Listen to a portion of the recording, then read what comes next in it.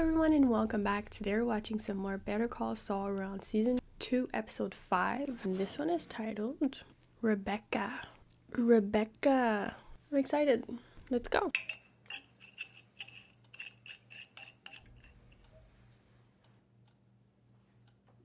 Okay, a flashback.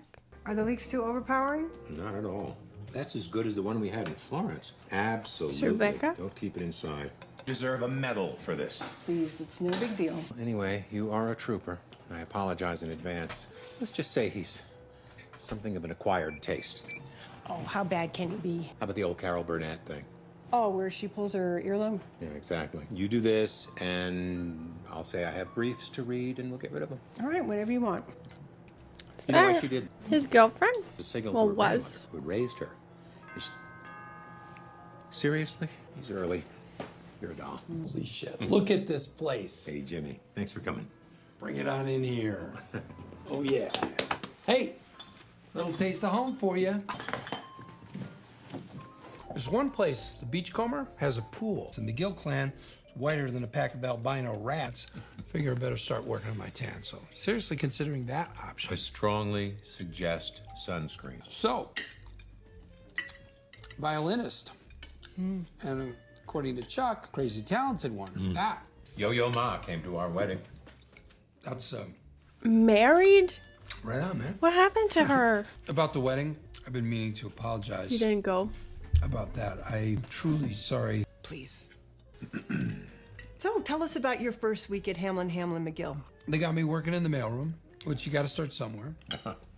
I learned how to use the Xerox machine, which nice folks, guys and gals. Gal, singular, actually. I learned everyone's name, and I licked a ton of stamps. My tongue is like hamburger meat. I mean, seriously. That thing's raw as hell. Sounds like you had a very productive week. Yeah. I want to thank you for having me over. The best meal I've had in a decade. Thank you. That was very kind. You got a good one, Chuck. I mean, lucky man. Well, cheers to that.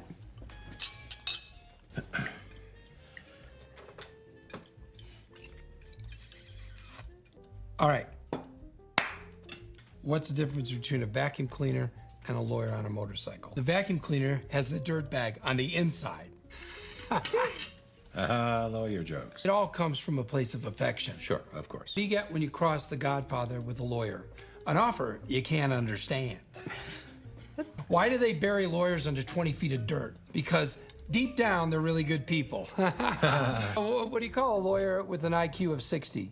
Your Honor. She's having fun. Just joking. I'm grateful for the... Oh, Chuck is like, how many lawyers does it take to change a light bulb? Classic setup here. 3. 1 to climb the ladder, 1 to shake it, and 1 to sue the ladder company. Comedy gold. I'm here all night! Dessert, anyone? We have a homemade blueberry crumble. I think I know one.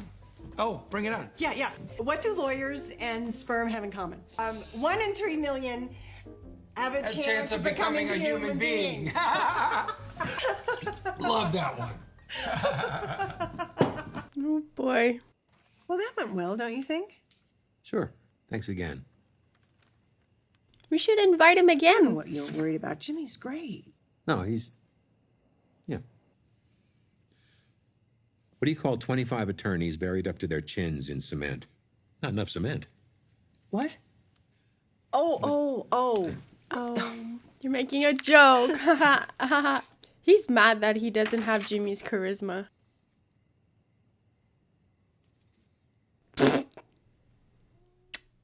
a little too late for that. You should have just jumped in the moment, you know? It's me again. I think I found something that could help get you out of there. I'm gonna make things right. Call me, would you? Hi. Whoa. Sorry, I didn't mean to sneak up on you. I noticed in your office, you threw away a soda can. You going through my trash? No. That's I was dropping off crazy. papers at lunchtime and I happened to notice it in your trash can. I fished it out, so it's fine. We take our ecological footprint pretty seriously here. Okay, so the big can is where I should throw my empty scotch bottles. Go green. Was there anything else? Yeah, one quick thing. No, they're my notes. I'd love to go over them now if you have a minute. It looks worse than it is. It's just that we have a particular house style. Why is a second year giving notes to a fourth year? Oh, like I said, I know the house style. That's fair though.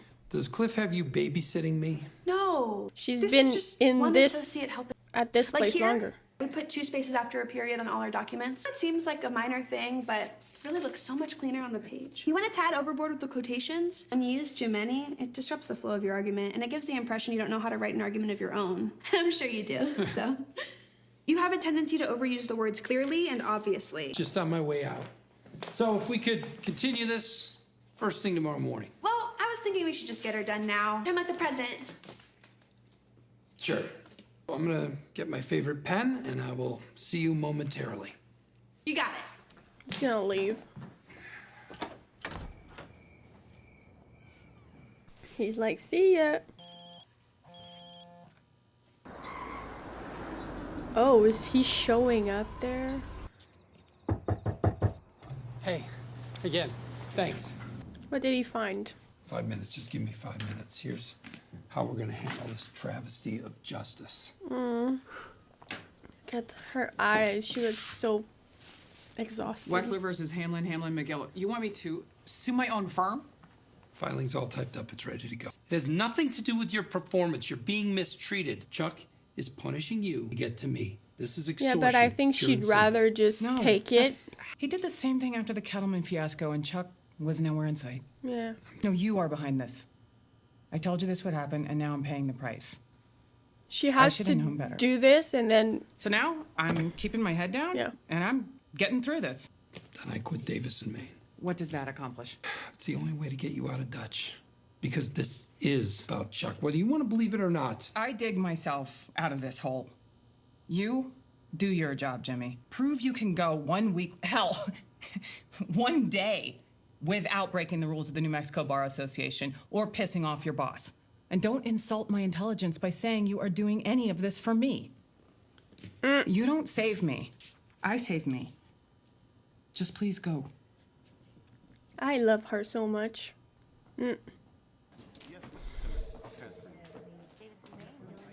Hey, is Aaron in yet?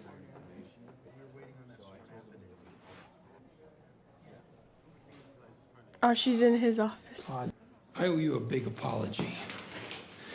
I have a medical condition. I took a risk yesterday at lunch with some onion rings, and last night... Are we doing this or not? You bet. Hey, wondering if you've heard that Santa Fe Place is looking for new outside counsel. They should really be considering Hamlin, McGill. Must have just been a rumor. Yeah, let's grab a drink soon. Okay, bye. Yeah, no, we had drinks a few days ago, and she said you had a friend who... Oh, so they already settled. We met at that ABA mixer last year? Yep, bourbon shots. That was me. Well, congrats on landing the That was Honeywell me. contract.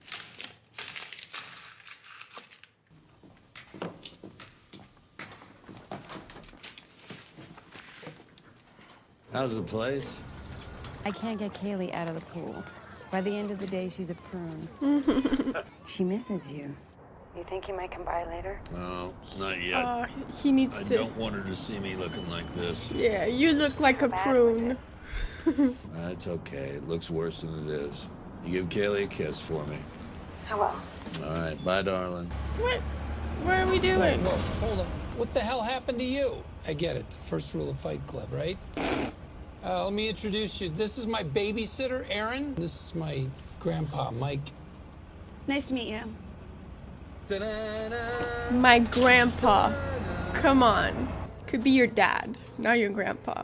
Ta-da-da. He was singing the Rocky More song. like this. Thursday at noon, perhaps? Nope. He's at the courthouse. Thursday at 2. Now that's my final... You're pretty. Will you be my new mommy? What are you doing? That's a bribe. It's a gift. That's how it works here. That's not how it works. What don't you understand about finessing? Is there any possible way we could still get Thursday? I'll give you 2:30 Thursday, the 14th. That's next month. We'll take it. So does this go on my official Stasi report? I'm not trying to get you in trouble. I'm trying to keep you out of it. I'm gonna hit the men's room. Hey, how you doing, Bill? How am I doing? How are you? Lucky son of a bitch. Dancing with the devil. So how are things at the district attorney's? Davis in Maine. Give you a car? Bet they gave you a car. Yeah, they gave me a car. What kind? It's No, don't tell me. I don't want to know. The cup holder's actually Got a sick office? I bet you have a sick office. Can he finish a pretty sentence? sick. It's got a little fireplace. Fireplace. I killed my mother for a fireplace. Now I kill her for a window. You got a little something on your, Yeah. yeah. That's vomit. Again. The worst part could have come from 2 different defendants.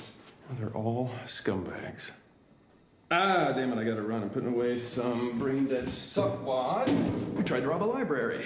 Good seeing you, Bill. Have a great day. Yeah. Lucky bastard. Everyone would love, like anyone would love to be in his position. Just let me know when is a good time.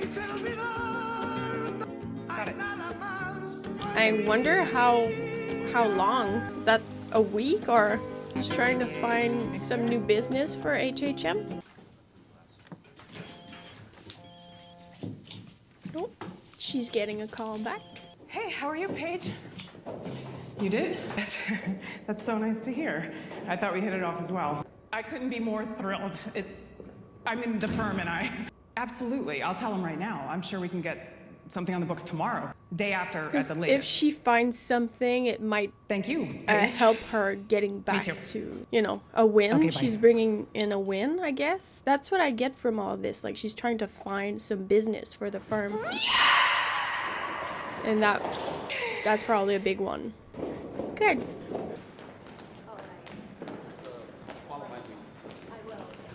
There she is. Hi. Paige, so good to see you. You too. Is Kevin Wachtel our CEO? Kim Wexler. Great to meet you, Kevin. And you? Paige, Kevin, this is Howard Hamlin, our senior partner. Pleasure. Likewise. We're thrilled to have you folks here. We have a little presentation for you in our conference room, along with some snacks and a soy mocha latte with your name on it. Oh, this one. She's a keeper. Shall we? She Let's do is. Howard. Oh, please. Please. I want this to go well. Thanks for setting this up. Talk to you soon. Good job. Good work. Congratulations. Right back at you. I'll circle back with Paige, get the ball rolling, start talking strategy, put together a list of staff associates we can put on this. I'll put Francis on that. You've got enough on your plate in doc review.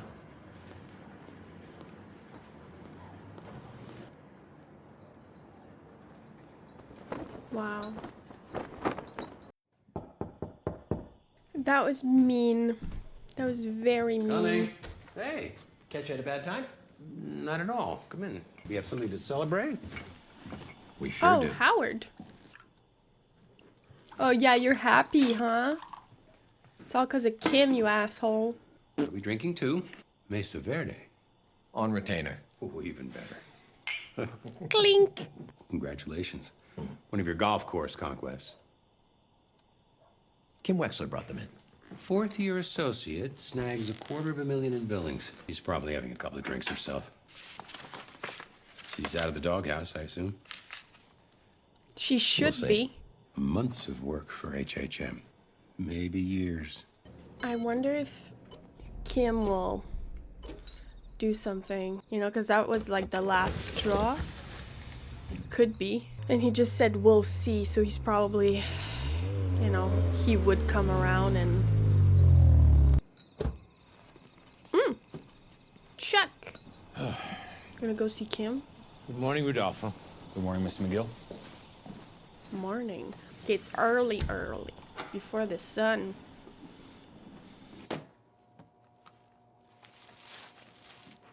Oh, sorry. Just dropping off some sandpiper stuff. You're in early? More like late. Well, regardless of the hour, good to see you here. How about some coffee? No, thank you. Would you mind making me some? I apologize. It's just, I can't do it myself with the electricity. Sure. No sugar, just a splash of soy milk. Oh my God. I think we have it. Make 2 cups. Well, I guess it's true what they say. The early bird gets the worm, which is good if you like worms. May I ask you a question? Do I have a future at this firm? Fair question. We have a lot in common, you and I. My brother left you holding the bag. It makes you feel any better. You're not the first person to go out on a limb for him. I made the same mistake. When? Over and over again. Now Howard has, and he blames you. Jimmy ever tell you anything about our father? Not much, no. Our dad, he was the personification of good. He ran a little corner store in Cicero. Nothing special, but it kept food on the table. And the neighborhood loved Dad. This little corner. He made it better. I was named after him. Oh, yeah?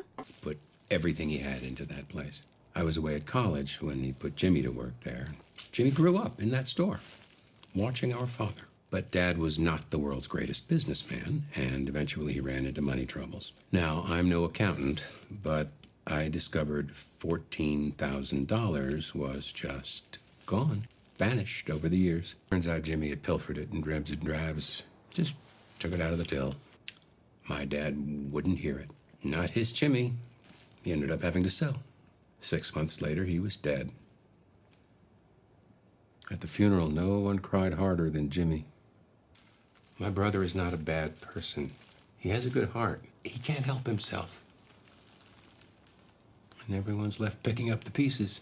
I think that's a good talk to Howard. way to put it. Pour a little oil on troubled waters. You're being wasted down in doc review. Yes. Good job with Mesa Verde. And this could also be him, you know, because Kim at this point, she's the only one that was in the, like, Jimmy's corner, if you will. Even just a little bit, you know, she was, I just know she would have ended up trusting him again, you know. And him doing that is also, like, kind of steering her a little bit more into his direction. Mind if I join you? Hi. What can I get you? Coffee, black. It's coming right up. Yeah, who's that? He really did a number on you. I didn't even, I was thinking. Sorry, I know you.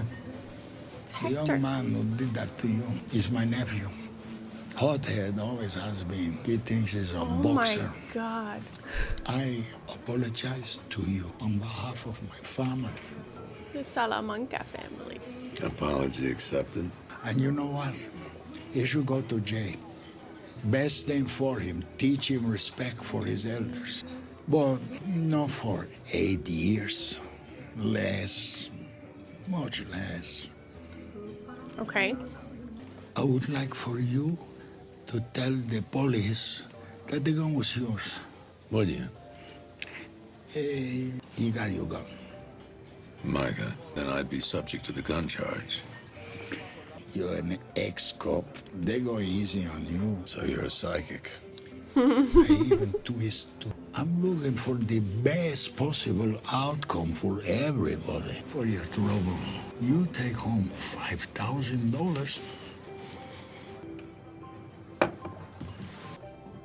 Think about it.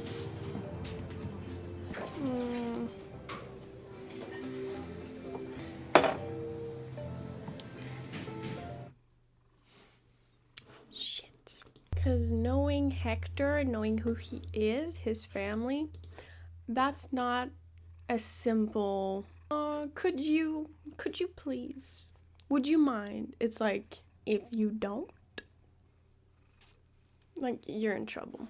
Okay, so I'm guessing Rebecca is Chuck's wife, or, you know, I don't know if she died or if they just divorced, but that was her. And I think it's interesting that the episode is titled Rebecca and we only see her a little bit, you know. And I get that it was pretty interesting and significant, just showing us things that we've never seen before, knowing that Chuck was married, and that's when Jimmy made his way back, and then he started, you know, it was 1 week in his work at in the mailroom. So you know, having Jimmy, because I thought at some point I was like, well, she's not around, obviously, and I don't know exactly when he started having all these problems, and it probably was hard on the relationship. You know, him not wanting to go outside, not wanting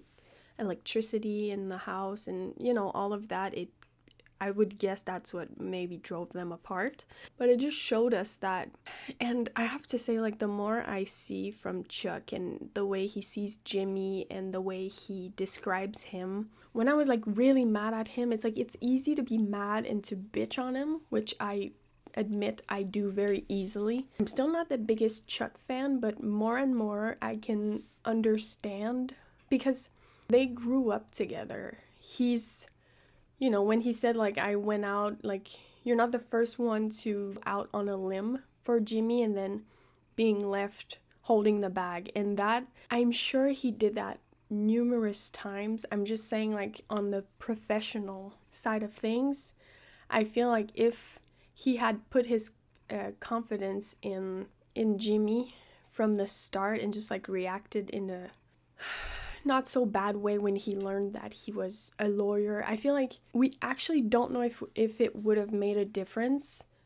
knowing how Jimmy was before that, and the way Chuck says, like, he's not a bad person, he just can't help himself. And the more we know, the more I think that it might not have made a difference, and he just would have been left holding the bag as well. Yeah, I'm becoming less and less mad at Chuck. It's like I get annoyed at his, I don't know, like the way he was referring to, like, talking about his brother, like, oh, you'll see he's an acquired taste, and he ends up, like, being very charismatic, which is, you know, a part of who he is. He is very easy to get along with on the first meeting. He sees people trusting Jimmy, and he's just like, gonna end up regretting it. Chances are they do.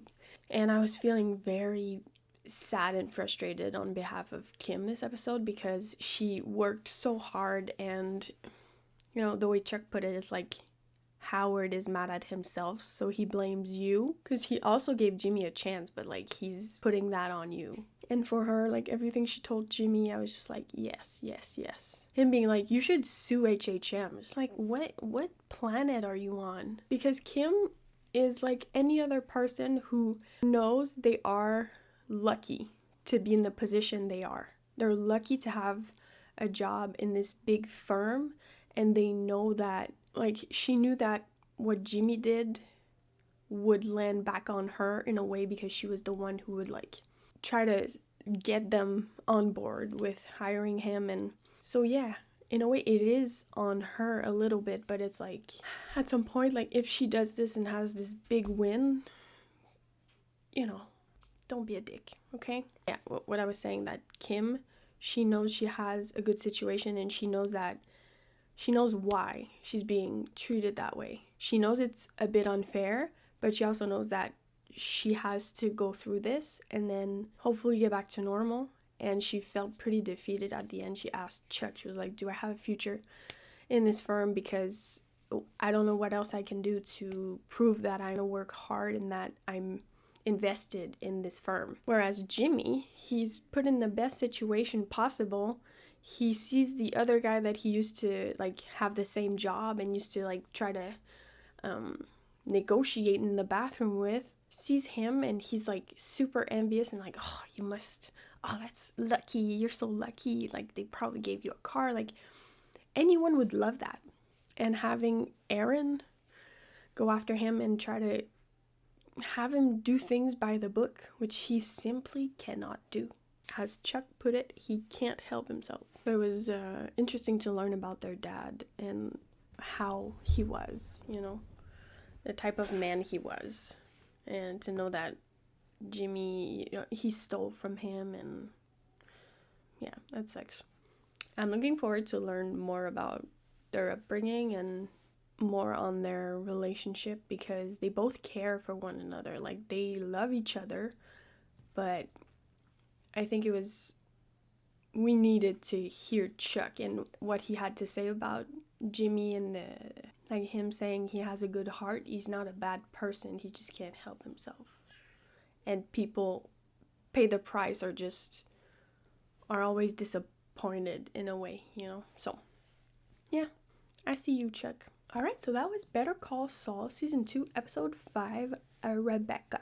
I hope you guys enjoyed, and I will see you next time for some more Better Call Saul. Thank you so much for watching. Bye-bye.